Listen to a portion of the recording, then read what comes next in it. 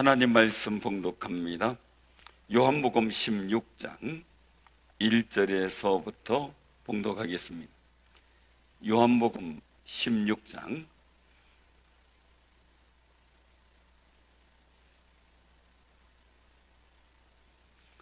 요한복음 16장 1절에서부터 33절입니다.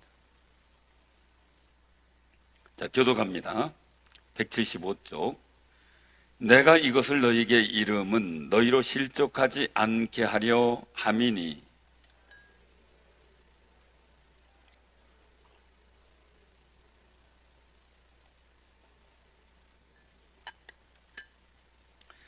그들이 이런 일을 할 것은 아버지와 나를 알지 못함이라.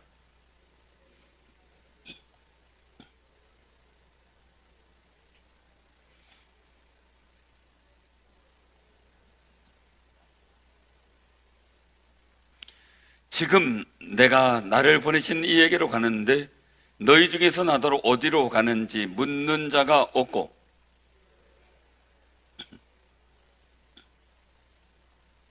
그러나 내가 너희에게 실상을 말하노니 내가 떠나가는 것이 너희에게 유익이라. 내가 떠나가지 아니하면 보혜사가 너희에게로 오지 아니할 것이요 가면 내가 그를 너희에게로 보내리니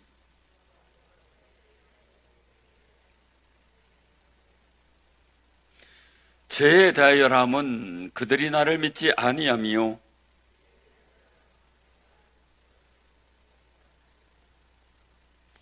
심판에 대하여람은 이 세상 임금의 심판을 받았음이라.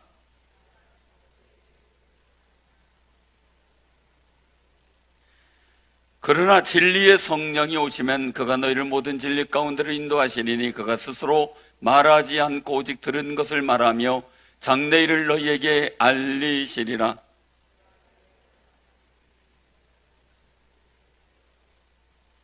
무릇 아버지께 있는 것은 다 내 것이라. 그러므로 내가 말하기를 그가 내 것을 가지고 너희에게 알리시리라 하였노라.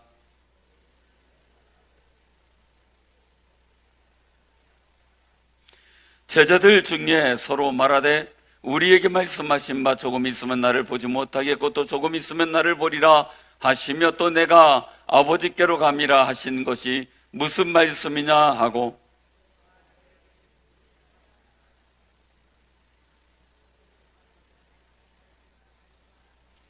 예수께서 그 묻고자 함을 하시고 이르시되 내 말이 조금 있으면 나를 보지 못하겠고 또 조금 있으면 나를 보리라 하므로 서로 문의하느냐.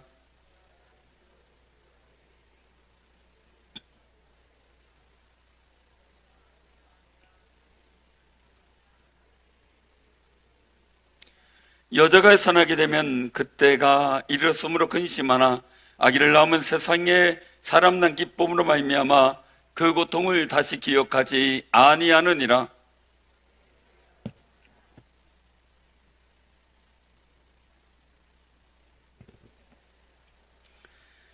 그날에는 너희가 아무것도 내게 묻지 아니하리라. 내가 진실로 진실로 너희에게 이르노니 너희가 무엇이든지 아버지께 구하는 것은 내 이름으로 주시리라.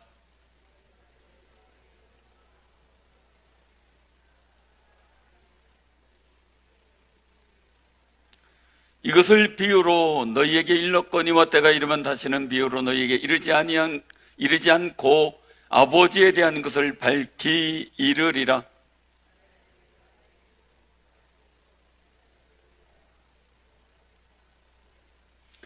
이는 너희가 나를 사랑하고 또 내가 하나님께로부터 온 줄 믿었으므로 아버지께서 친히 너희를 사랑하심이라.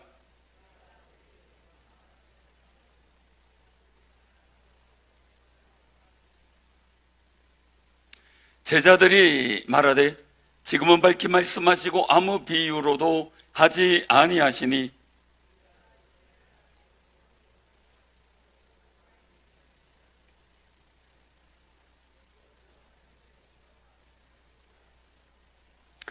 예수께서 대답하시되 이제는 너희가 믿느냐.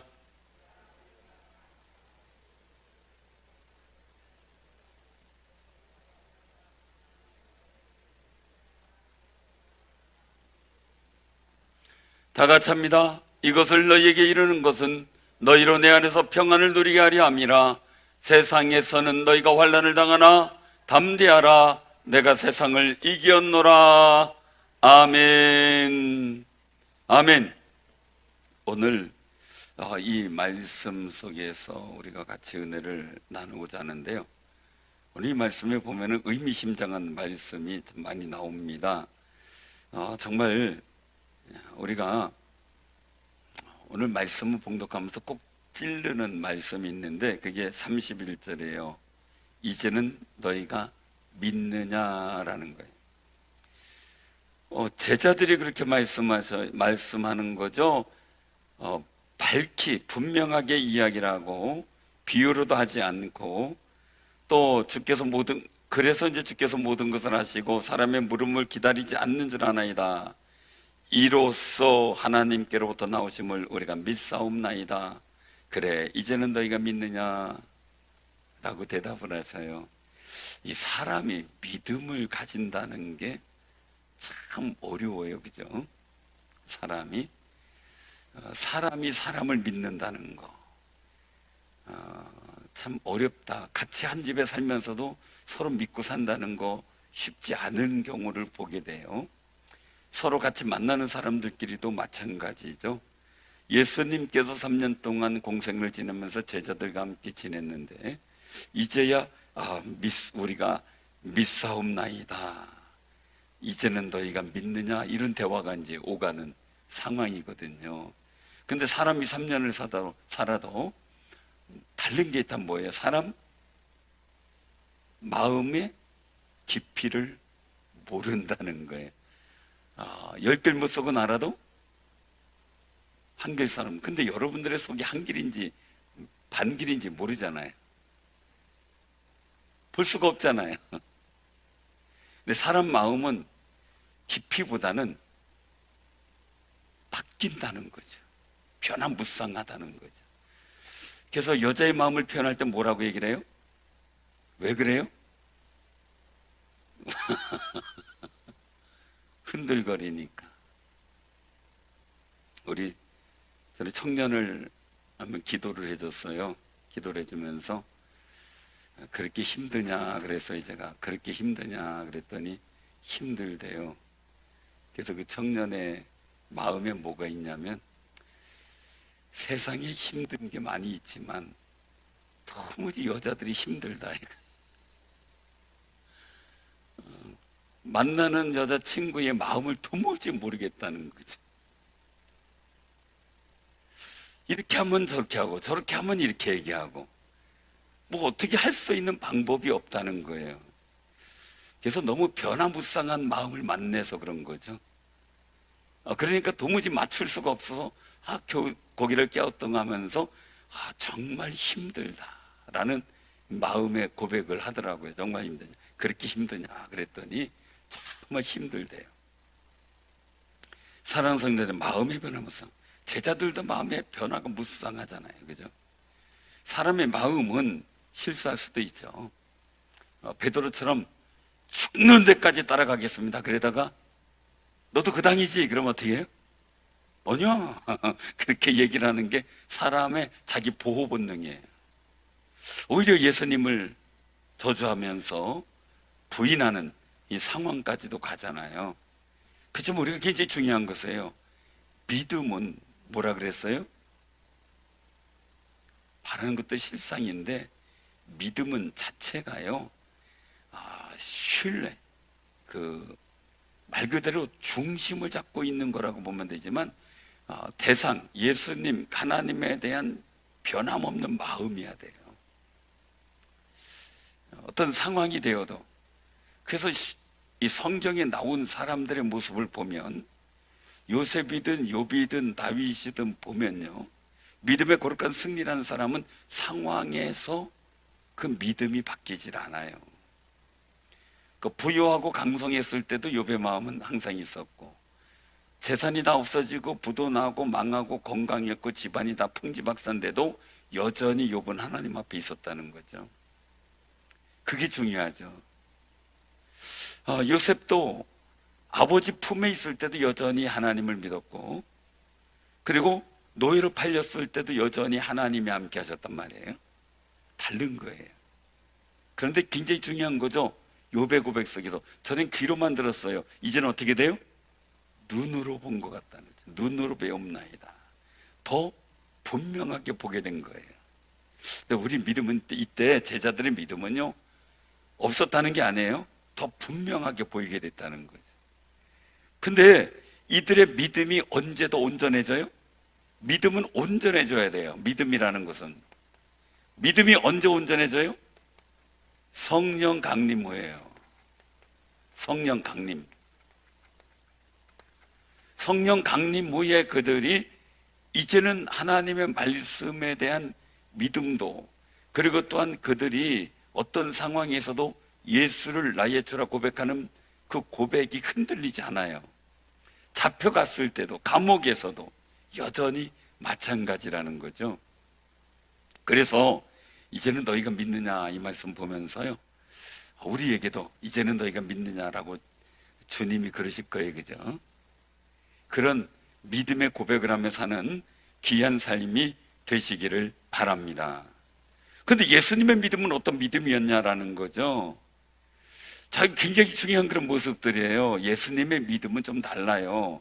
32절에 보면 보라, 너희가 다 각각 제 곳으로 흩어지고 나를 혼자 둘 때가 오나니 벌써 왔다. 이제 도망가는 거죠. 다 제자들이 다 도망가는 상황을 말씀하는 거예요. 그러나 내가 혼자 있는 것이 아니라 어떻게 해요? 아버지께서 함께 하신다라는 믿음을 갖고 있는 거예요. 그럼 우리가요, 욥이 모든 것이 다 없어지고 홀로 남았을 때도 그가 가지고 있는 믿음 뭐예요? 하나님이 계시다는 거죠. 지금 보질 못해요. 느끼질 못해요. 그러나 자기가 정금같이 나오도록 하신다는 거예요. 그러니까 여러분들도 우리가 어떤 상황에서요, 분명한 믿음. 예수님께서는 제자들이 다 도망가도 하나님이 함께 하신다는 걸 믿은 거죠. 이 믿음의 사람들은요, 다윗이나 모든 믿음의 사람들을 보게 되면은요, 하나님이 함께 하신다는 믿음에 대한 확신을 갖고 사세요. 어떤 상황이 변하지 않아요. 우리는 상황에 따라서 믿음이 돼요. 근데 상황이 변해도 이들은 믿음이 변하지 않아요. 사랑하는 성도님들, 오늘 그래서 이게 33절에 말씀합니다. 같이 한번 봉독합니다. 이것을 너에게 이르는 것은 너희로 내 안에서 평안을 누리게 하려 함이라. 세상에는 너희가 환난을 당하나 담대하라, 내가 세상을 이겨노라. 아멘. 자, 이 믿음이 중요한 건데, 믿음 속에서 우리가 나아가 봐요. 이 믿음 속에서, 즉 내 안이라는, 예수님 안이라는 주 안에서, 내 안이란 주 안이죠. 주 안에서, 자, 이 안에서 뭘 누려요? 평안을 누린다는 거예요. 평안을 누리게 하려. 우리는 세상의 일들 속에서 평안을 누릴 날이에요. 세상이 좋고 사람들이 진하고 사람들이 나한테 다 잘해주고 친근한 사람 있고 도움 주고 막 이러면 할렐루야 행복합니다. 그렇죠? 근데 사람이 나를 다 떠나고 나 없고 나 혼자 있을 때는 어떻게 돼요? 하나님 이러실 수가 있습니까? 나를 정녕 버리셨습니까? 환경에 따라서 마음의 평강이 바뀔 수 있는 거죠. 뭐가 내가 일들이 순차적으로 잘 되고 그러면 할렐루야 평안하다 하는데, 복잡하고 힘들고 어려울 때 그때도 나는 주 안에서 평강을 누리고 있느냐라는 거죠. 근데 그 평안을 잃어버리면 뭐예요? 나는 세상에서의 평안을 누렸지 주 안에서 평안을 내가 못 누리고 있다는 이야기예요. 주님 안에 있는 평안의 기쁨을 누리는 귀한 삶이 되시기를 바랍니다. 그러니까 요셉이나 또 욥이나 다윗 이런 분들의 일들을 보게 되면은요, 물론 그 외에 더 많이 있지만 대부분 다 하나님 안에서 평강을 찾아요. 그래서 다윗도 주변에서 늘 자기 살을 뜯어 먹으려고 달려든다고 할 정도로 정말 위급하고 참혹한 상황이잖아요. 근데 그럼에도 불구하고 여호와는 나의 산성 방패시요, 그 안에서 난 평안을 누리겠다라는 거예요. 사랑하는 사람들, 코로나 때문에 불안하고 답답한 여러 가지 상황이 있죠. 그 불안도 주님 안에서의 평안으로 이기시길 바랍니다. 그게 우리가 믿음의 삶이 돼야 되는데 왜 그러느냐라는 거죠. 왜 그러느냐? 주님이 세상을 이기셨다는 거예요. 그러니 세상에서 환난을 당하지만 담대하라. 세상을 이기신 주님이 계신다. 나도 주님 믿고 주 안에 있으면 나도 이긴다는 거예요. 그래서 오늘 이 말씀을 우리가 기억해야 돼요. 어떤 때 우리가 이겨야 되느냐? 믿음이 있으면은요, 성령 강림할 때 믿음이 달라졌는데, 이 믿음이 있으면 우리는 평안의 승리를 할 수가 있어요. 이 평안으로 승리하는 귀한 삶이 되시길 바랍니다. 평안의 승리가 있어야 돼요. 그냥 뭐 끝내 싸워서 이겼는데, 제가 이제 느끼는 그 일들이에요. 우리 믿음의 사람들이 굉장히 조심해야 될 그런 부분들이에요. 그것은 뭐냐면요, 영적 싸움을 한다고 싸웠는데, 환난과 어려움을 이겼다고 이겼는데 마음의 평안은 없고 더 내 의지와 내 욕심과 그리고 또한 내 일들 속에서 내 마음이 평안해진 게 아니라 불안해지고 오히려 더 나로 강해지고 나로도 내 마음이 독해지는 모습을 보게 돼요. 내가 승리했다고 할 때요, 저는 가끔 얼굴을 봐요. 거울로. 왜냐하면 평안의 일들은 얼굴로 나타날 때가 너무나 많이 있거든요. 그래서 진정한 승리는 내 안에서 평안이 찾아올 때 진정한 승리가 이루어져요. 왜요? 평안이 염려, 근심 모든 걸 다 물리치니까요. 그런데 내가 승리했다고 하면서 내 마음에 독한 마음과 악한 마음과 이것이 있다면은 나는 다시 한번 생각을 해봐야 돼요. 우리 꼭 기억하시기 바랍니다. 복 있는 사람은 어떤 사람이에요? 여호와의 율법을 주야로 묵상하는 사람인데, 그 묵상하기 때문에 죄인의 길에 서지도 않고 악인의 꾀에 쏘가 넘어가거나 따르지도 않고 오만한 자의 자리, 즉 교만한 자리를 앉지 않아요. 피하는 거죠. 그래서 우리가 꼭 기억하시기 바랍니다. 복 있는 사람의 모습은요, 마음의 평강으로 찾아와요. 그러면 평강의 주께서 여러분들 심령에 계신다면 여러분들 마음에 주의 염려와 근심과 모든 일들이 사라지고 주님의 평강이 찾아오는 아름다운 승리가 있기를 바랍니다. 자, 그 평강의 승리 위해서 주님 말씀하고 있는 거예요. 오늘 16장에서 보면은 그 1절에 보면 미리 주님 말씀하셨는데, 왜 미리 하겠느냐? 실족지 않도록 하기 위해서, 넘어지지 않도록 하기 위해서. 자, 때가 이르면 이제 나타난 일들이에요. 사람들이 착각하는 일들이 생겨요. 그것은 뭐냐면요, 2절인데요 같이 한번 봉독해. 3절까지. 사람들이 너희를 출교할 뿐 아니라 때가 이르면 무릇 너희를 죽이는 자가 생각하기를 이것이 하나님을 섬기는 일이라 하리라. 그들이 이런 일을 할 것은 아버지와 나를 알지 못함이라. 아멘. 아주 중요한 일들이에요. 오늘 말씀 속에서 보면은 이 핍박이라는 것을 보게 되죠. 한마디로 얘기를 하면은 첫 번째 핍박을 얘기를 해요. 핍박인데 누가요? 하나님을 모르는 사람이 아니에요. 그죠? 핍박이 일어나는데 하나님을 섬기는 사람이다 이거예요. 자, 이 사도행전에 보면 2장에서 마가의 다락방에서 성령이 강림하고 베드로가 일어나 설교했을 때 3,000이나 더 되는 사람들이 회개하고 예수를 믿기 시작을 하고요. 초대교회 놀라운 부흥의 역사가 일어나서 막 서로 떡을 떼며 막 친결하는 기쁨이 일어나는데, 그래서 6장에서는 이제 7집사를 세우는 거죠. 안수 집사님을 세우는 거예요. 그리고 나서 7장에서 어떤 일이 생겨요? 스데반 집사님의 순교의 사건이 생겨요. 그때 기세등등했던 사울이 스데반 집사님을 돌로 쳐 죽이면서 생각했던 건 뭐예요? 당연하다. 왜? 자기는 하나님에 대해서 열심히 특심이었다 이러고 있었던 사람이었어요. 그래서 자기가 하나님을 섬기는 사람이기에 그리스도인들을 잡아 죽인 거죠. 그래서 다메섹 도상에서 네가 핍박하는 예수다 하고 예수님 나타나심을 보고 꼬꾸러져 그가 변화되기 시작을 하죠. 잘못 섬겼다라는 거예요. 그럼 오늘날 여러분들 다니면서 믿음의 사람들을 어렵게 하고 힘들게 할 때가, 여러분들을 또 신앙 안에서 공격하고 힘들게 하는 경우를 보게 돼요. 근데 그 사람들을 가만히 보면 안 믿는 사람들보다 옛날에 믿었던 사람들, 그죠? 그런 사람들이 간혹 많이 있어요. 보면 저분이 왜 이렇게 독하게 저렇게 할까?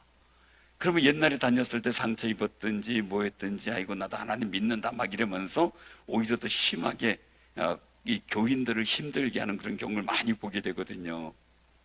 우리가 꼭 기억하시기 바랍니다. 하나님을 섬기는 일이라고 하면서 핍박을 당해요. 자, 돌이켜 볼게요. 앞으로도 가서 보면 예레미야나 이사야 선지 이런 사람들이 누구 때문에 어려움을 당해요? 예레미야 선지자 누구 때문에 어려움을 당해요? 같은 선지자 때문에 어려움을 당해요. 하나님을 섬긴다고 하지만 다른 메시지를 전하는 예레미야를 핍박하는 거죠. 심지어 죽이려고 했죠. 이런 상황들 말이에요. 우리가 보면서 계속 우리가 하나님을 섬긴다고 하면서 바로 섬길 수 있는 믿음의 지혜를 가져야 돼요. 하나님을 섬긴다고 하면서 오히려 하나님을 섬기는 사람을 어렵게 하는 경우를 보게 돼요. 하나님을 섬긴다고 하면서 목회자라고 동성애 찬성하고 차별금지법 찬성하는 이런 사람들을 보게 돼요. 이해가 안 돼요. 하나님을 섬긴다고 하면서 대면 예배 드리는 사람이 잘못됐다고 비난을 해요. 아니거든요. 사랑하는 성도님들, 우리가 꼭 기억하셔요. 그래서 말씀하셔요. 이런 일을 할 것은 뭐예요? 아버지 하나님과 예수님을 알지 못하기 때문이에요. 바로 알지 못하는 거예요. 바로 알지 못해요. 사랑하는 성도, 우리는 바로 알고 믿는 귀한 삶이 되시기를 바랍니다. 바로 알고 믿어야 돼요. 가끔 가다 보면은 아이들이 싸울 때가 있어요. 근데 싸움의 일들을 보게 되면은 그 얘기를 해요. 그런 얘기가 있더라고요. 아빠는 이걸 좋아해. 아니야, 이걸 좋아해. 그래서 아빠가 좋아하는 것을 갖고 서로 싸우더라고요, 막. 싸우는데 때로는 엄마가 좋아하는 거 가지고 싸우는 아이들을 봤어요. 근데 그 평정은 누가 해요? 아빠가 왔을 때, 엄마가 왔을 때 하는 거죠. 난 이거 좋아해. 그렇게 하잖아요. 그래서 보면서 바르게 한다고 얘기를 하면서 형제들끼리 다투는 그런 상황들도 가정에서도 있듯이 이 모든 일들 속에 주님 오실 때까지 이런 영적인 전쟁은 계속될 수밖에 없다는 거죠. 왜요? 하나님을 섬기는 일이라고 착각하는 거거든요. 비굴한 예로요. 이단. 그들이 하나님 안 섬긴다래요? 예수님 안 믿는다 그래요? 다 믿고 섬긴다 그러잖아요. 그런데 하나님과 예수님이 기뻐하지 않는 방법을 하는 거죠. 사단이 좋아하는 방법을 하는 거죠. 이게 중요한 거예요. 우리가 일을 하는데 주님 편에서 일을 하느냐, 내가 하는 게 나도 모르게 사단 편에서 일하는 이 차이죠. 그럼 사울은 자기가 하나님을 열심히 섬긴다고 했지만 결국 어느 편이었어요? 어둠의 영의 편이었다는 사실을 자기 스스로 고백하잖아요. 그래서 죄인중에 괴수라고 고백을 하잖아요. 사랑하는 성도님들, 우리가 정말 하나님을 섬기되 하나님 아버지와 예수 그리스도를 바로 알고 섬기는 귀한 삶이 되시기를 바랍니다. 그래서 그때를 당하면 너희들이 이길 수 있도록 미리 말한다. 그러니까 초대교회 때 핍박을 당했을 때 어떻게 돼요? 이들이 아는 거죠. 바로 주님 말씀하실 때가 이런 때였구나. 그들이 이기고 나가는 거죠. 그런데 두 번째 우리의 그 믿음의 역사를 이루기 위해서 좋다고 말씀하신 일들, 평안의 승리를 위해서 두 번째는 성령의 강림이에요. 성령의 강림이 역사되는 거죠. 이 성령 강림의 일들이 나타난 일들을 보게 되면 오늘 말씀하죠. 7절에 보면 보혜사가 너희에게로 오시지 아니할 것이요 가면 내가 그를 너희에게로 보내리니. 자, 아버지 하나님은 아들 예수를 보내셨어요. 이제 아들 예수님께서 부활의 승천하시면 바톤 체인지를 누가 하는 거예요? 보혜사 성령께서 내려오시면서 바톤 체인지를 하는 거예요. 그래서 세상 끝날까지 우리를 혼자 두지 않고 함께 하시겠다고 말씀을 하고 있는 거죠. 근데 예수님으로 계시면 육신으로 오셨기 때문에 지역적이죠. 한 곳에 한정이 돼 있죠. 그러니까 예수님 소문 듣고 찾아다녀야 되겠죠. 그런데 우리가 기억할 것은요, 성령께서 오셔서 하시는 일은 뭐예요? 하나님께서 말씀하신 요엘 선지자의 예언이 이루어지게 된 거죠. 이 성령의 은혜를 여러분들 얼마나 이게 감격적인지 우리가 알아야 되는데, 아담을 창조해내시고 그 고유의 생기를 훅 불어넣으시면서 생명이 되게 하셨잖아요. 근데 창세기 6장에 하나님의 아들들이 있어요. 하나님의 영을 받은 하나님의 아들들. 사람의 딸들이 있어요. 사람의 딸들이 하나님 영이 없었어요. 그래서 그때 하나님의 아들들이 사람의 딸들과 함께 결혼하고 그렇게 되면서 범죄함으로 말미암아 하나님을 떠난 생활함으로 말미암아 이제 이 땅의 죄악의 관영함을 보고 두 번 다시 내가 사람에게 하나님의 영을, 나의 영을 두지 않겠다라고 결심을 하셔요. 그래서 그 다음부터는 특정한 사람에게만 하나님의 영을 임재하셔서 하나님의 뜻을 행하게 하신 거죠. 그래서 사울왕에게 있던 하나님의 영이 떠나 다윗왕에게 간 거고요. 선지자들에게 임하셔서 하나님의 뜻을 선포하게 하셨던 거예요. 그런데 그 하나님의 거룩한 영을 이제 예수님께서 부활승천하신 후에 마가의 다락방에서 기도하던 제자들과 성도들에게 일시에 임하는 역사가 나타난 거죠. 그 은혜가 우리들에게 그대로 다 임하는 줄로 믿으시기를 바랍니다. 그러니까 동시적으로 이스라엘 민족 전체에 함께 하셨던 하나님, 이제 지역적으로 정말 오셔가지고 예수님께서 이 땅에 오셨다가 우리의 죄 사함의 은총 위에 십자가 달려 죽으심으로 말미암아 성령께서 우리 심정에 올 수 있는 길을 열어주신 거예요. 만약에 예수님께서 십자가 달려 죽으심으로 우리 죄가 사함이 됐기 때문에 오신 것이지, 죄 사함이 없으면 주의 거룩한 영이 올 수가 없었죠. 하나님 허락하실 수가 없었던 거예요. 그러니 예수님께서 감히 우리에게 복이라는 거죠. 승천에 올라가시는 것이. 그래서 이 일들 속에서 성령께서 우리에게 임하시면 여러 가지 일들이 나타나는데, 오늘 여기 보면 심판에 대해서 말씀을 하고 있어요. 8절에 보면 죄에 대하여 의에 대해 심판에 대해 세상을 책망하시리라. 우리가 양심의 가책이라고 느껴지는 게 있는데요, 신기한 게 있어요. 안 믿는 사람들이 가지고 있는 양심의 가책하고요, 우리 교인들이 느끼는 양심의 가책이 달라요. 그래서 기본적인 본성에 의한 양심의 가책하고요, 성령께서 책망하시고 깨닫게 하시고 우리에게 자각하게 하시는 것과 다르다는 이야기예요.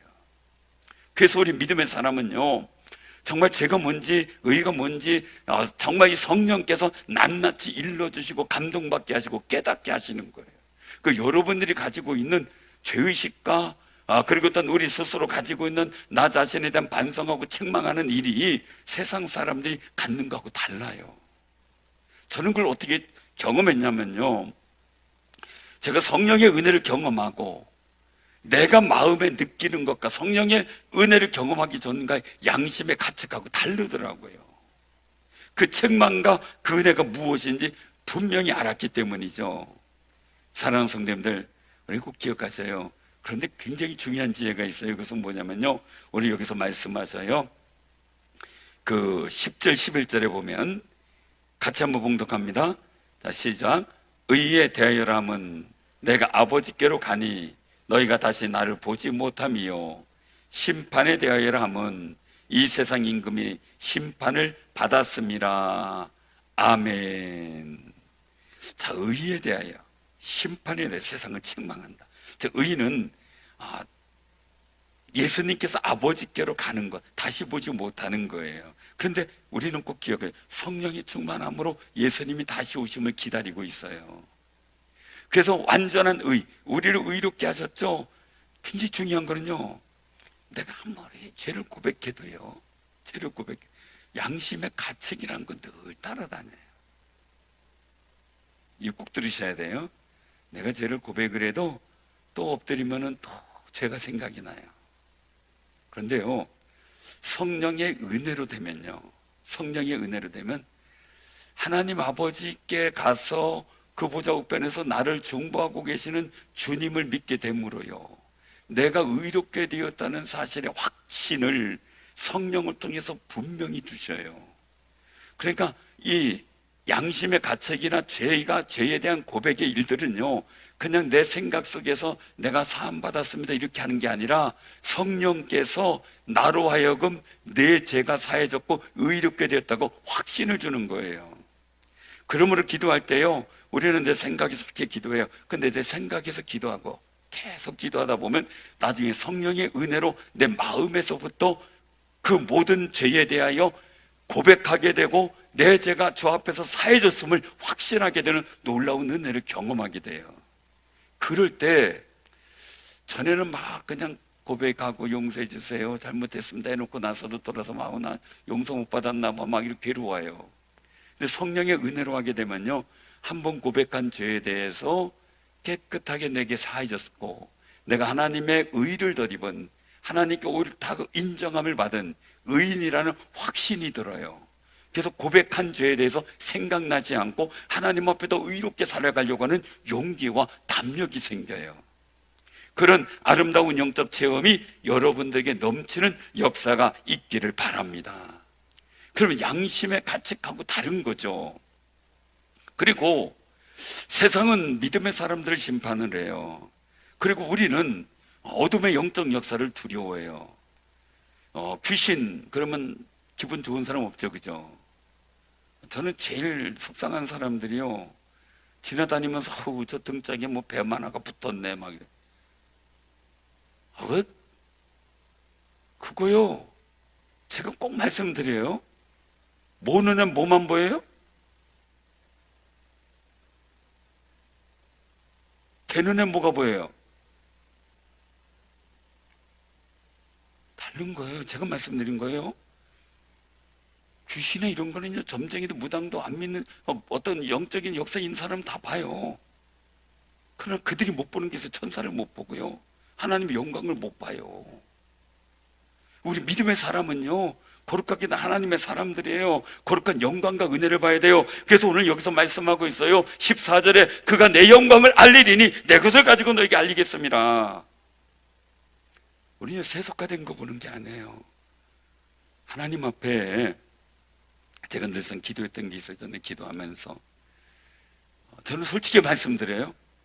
어둠의 영적 역사는 느끼긴 해요. 그냥 보진 않아요. 일부러 보여달라고는 하진 않아요.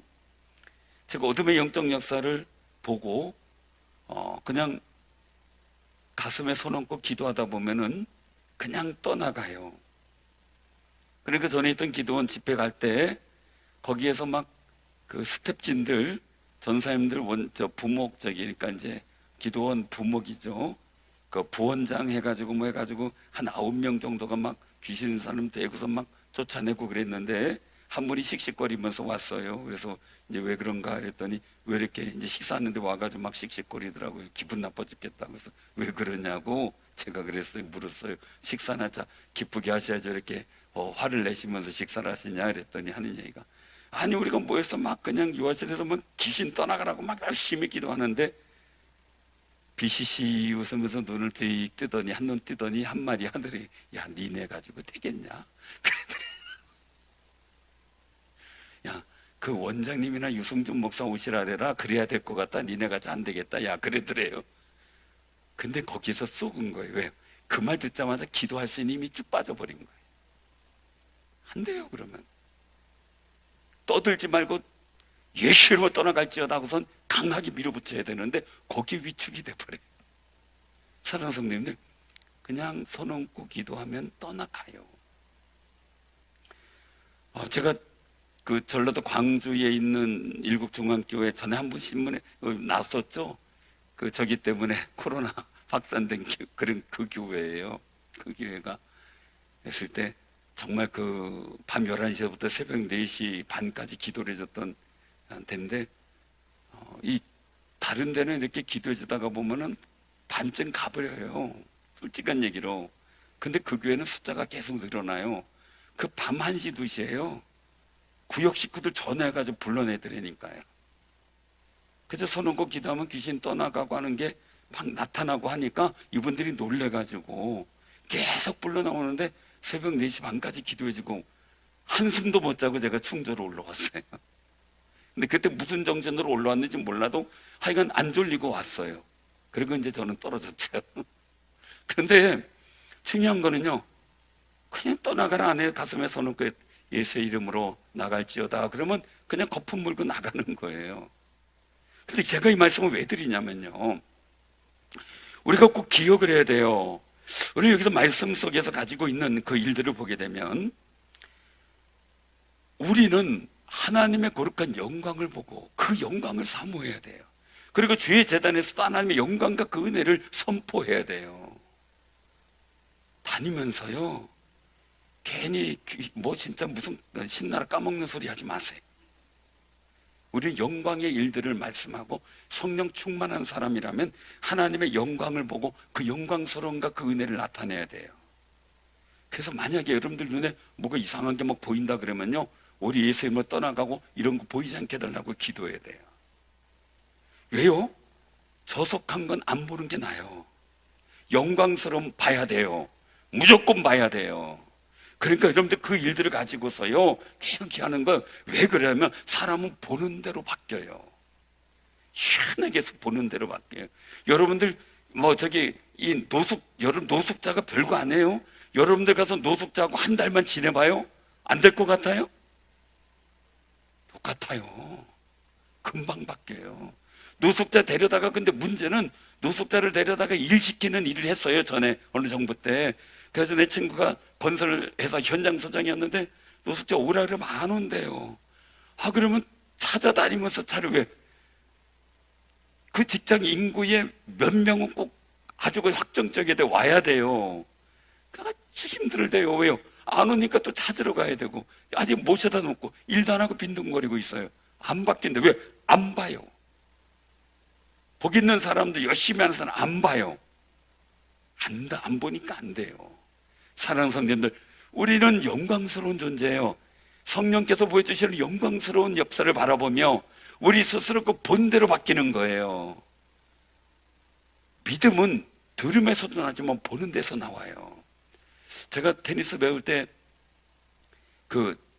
저를 이렇게 이제 지도해 준 분들이 한마디 하더라고요. 꼭 테니스 칠 때 못 치는 사람 건 절대 보지 말래요.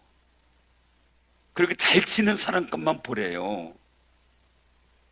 근데 신기한 건요, 자꾸 못 치는 사람 것만 보인다는 거예요. 왜? 나하고 똑같은 실수하니까 재미있어서. 근데 못 치는 사람 거 본 사람들 안 늘어요, 실력이. 근데 어떻게 애를 써가지고 잘 치는 사람 것만 자꾸 보잖아요? 그러면 그 닮아가요. 여러분들, 우리 꼭 기억하세요. 성령께서 보여주시는 건 뭐예요? 주님 안에 있는 영광을 우리가 보여주시는 거예요. 그러므로 여러분들 막 기도하다가 혼란한 일들이 보일 때 예수 이름으로 떠나갈지어다 하면서 나는 성령께서 보여주는 하나님의 영광만 바라보겠다는 결심을 하셔야 돼요. 그럴 때 오늘 여기서 말씀하잖아요. 14절에 내 것을 가지고 너희에게 알리시겠습니다. 무릇 아버지께 있는 것은 다 내 것이라. 그러므로 내가 말하기를 그가 내 것을 가지고 너에게 알리시리라. 성령께서 오심으로 하늘의 영광을 보는 거룩한 눈이 떠지는 역사가 있기를 바랍니다. 제가 이런 말씀 드리면 저도 모둠의 영장에서 귀신에서 못 봤다? 아니, 볼 기회가 있었는데 안 봤어요. 왜요? 나는 하나님 영광 복을 원합니다. 난 천사 복이 원합니다. 나는 거룩한 하나님의 천국의 역사를 보기를 원합니다. 그런데 주님, 나도 천국 가고 싶어요. 천국 갔다 오고 싶어요. 막 했는데 그건 아직 안 되더라고요.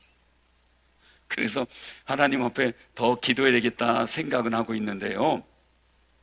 우리가 꼭 기억하세요. 여기 보면 말씀하고 있어요. 17절에 보면 우리에게 말씀하신 바 조금 있으면 나를 보지 못하겠고 조금 있으면 나를 보리라 하시며, 또 내가 아버지께로 가미라는 것이 무슨 말씀입니까? 조금 있으면 이라신 말씀이 무슨 말인지 모르겠다라는 거예요. 왜요? 조금 있으면 예수님 십자가 달려 죽으시는 그때죠. 그리고 나서 어떻게 해요? 그때 못 보지만 또 조금 있으면 보는 거예요. 부활 땐 보시겠죠. 멀리 나가면 어떻게 돼요? 재림하실 때 보게 되는 거죠. 그래서 말씀하고 있는 거죠.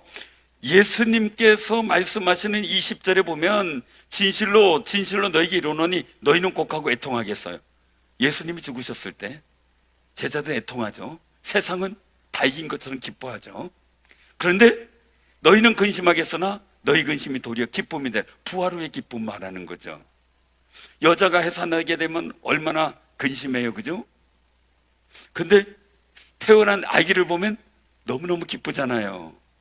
그러니까 예수님 고난받고 십자가 달려 죽는 그 순간의 일들은 근심하지만 다시 너희를 볼 부활의 때가 보면 너희 마음이 기쁘다 이거죠. 너희 기쁨 뺏을 자가 없다. 부활의 소망 갖고 살아가니까 말이에요. 우리 꼭 기억하세요. 성령께서 오셔서 하신 일들 속에서 이 부활에 대한 믿음과 그 은혜를 깨닫게 하는 것, 그 부활을 통해 하늘의 영광을 바라보는 거예요. 그래서 이 부활의 역사를 통해서 하나님께서는 우리에게 정말 거룩한 천국을 바라보며 영생의 기쁨을 얻게 하시려고 예수 그리스도를 십자가에 달려 죽으시고 부활을 시키는 그 거룩한 고난의 길을 가게 하셨던 거죠. 그리고 말씀하세요. 그날에는 너희가 내게 아무것도 네게 묻지 아니하리라. 그죠? 어떤 상황이에요? 물을 수 있는 상황이죠. 부활하신 주님 앞에. 그죠? 고기 먹는 모습 보며 하나님 말씀 전하는 것을 보며 그들이 그죠? 감격 속에 있는 그 모습을 보게 되죠. 그런데 여기서 말씀하고 있어요. 주님이 가시고 나서의 일들이죠. 자, 23절 24절 같이 한번 봉독합니다. 시작. 그날에는 너희가 아무것도 내게 묻지 아니하리라. 내가 진실로 진실로 너희에게 이르노니 너희가 무엇이든지 아버지께 구하는 것을 내 이름으로 주시리라. 지금까지는 너희가 내 이름으로 아무것도 구하지 아니하였으나 구하라. 그리하면 받으리니 너희 기쁨이 충만하리라. 아멘. 우리가 주님이 우리 믿음이라는 것은요, 예수님께서 부활 승천하신 후에 우리에게 생겼던 특권이 있어요. 그것은 뭐냐면 기도의 특권이에요. 아버지께로 가기 때문에 기도의 특권이 생겼다는 거예요. 정말 부활의 그 주님을 믿는다면 아버지 하나님께 예수 그리스도의 이름으로 기도하라는 거죠. 그러면 어떻게 돼요? 응답을 받을 때 우리 기쁨이 충만하잖아요. 여러분들에게 그 응답의 기쁨이 충만한 아름다운 역사가 임하시기를 바랍니다. 그래서 여기서 말씀하셔요. 6절에 보면은 그날에 같이 한번 봉독합니다. 그날에 너희가 내 이름으로 구할 것이요 내가 너희를 위하여 아버지께 구하겠다는 말이 아니니 라고 하는 거예요. 우리가 구해야 돼. 기도는 우리 책임이에요. 이 나라 힘들어요. 세상이 힘들어요. 세상이 왜 이래요? 막 외칠 수 있지만 우리는 기도할 책임이 있어요. 열심히 기도하는 아름다운 삶이 되시기를 바랍니다. 그러므로 우리 꼭 기억하셔요. 다시 한번 주님 믿어요. 우리한테 물어요. 너희가 이제 믿느냐라고 말이죠. 우리 여기서 한번 보시기 바랍니다. 10절이에요. 27절, 28절까지 시작. 이는 너희가 나를 사랑하고 또 내가 하나님께로 온 줄 믿었으므로 아버지께서 친히 너희를 사랑하심이라. 내가 아버지에게서와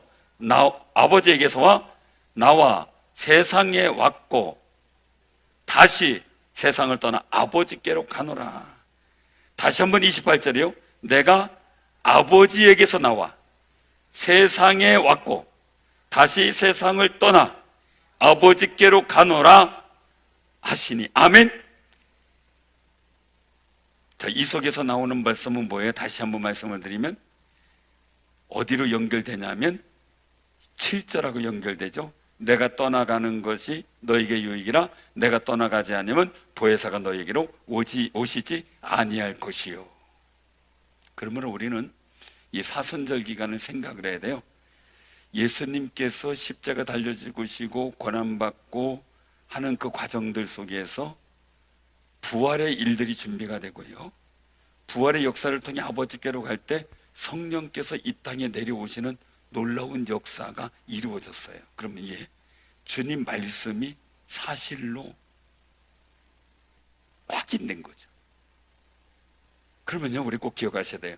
하나님의 말씀은 주님이 하셨는데 제자들에게 사실로 확인했어요. 그럼 이 말씀이 이제 누구에게 사실로 확인이 돼야 돼요? 저와 여러분들 통해서 확인이 돼야 돼요. 사랑하는 성도님들, 우리가 그러므로 하나님 말씀을 믿을 때요, 이 말씀은 내 삶 속에 그대로 이루어질 말씀이라고 믿으며 살아야 돼요. 그런 확신과 용기가 여러분에게 충만하기를 주님의 이름으로 축원합니다. 아멘.